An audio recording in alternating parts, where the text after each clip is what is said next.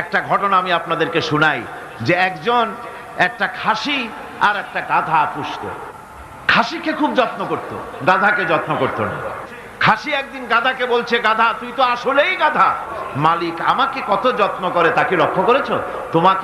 তোমাকে কিন্তু কোনো যত্ন করে না, আর আমারে ঘাড়ের উপরে হাত বুলায়, আমাকে গোসল করায়, ভুসি দিসি খাওয়ায়, কত যত্ন করে। গাধা বলছে, আসলে খাসি তোমার এত যত্ন কেন তা কি তুমি জানো? কয় না, তা তো জানি না। তোমার যত্ন বেড়েছে, কোরবানির চাঁদ উঠেছে সেই জন্যে।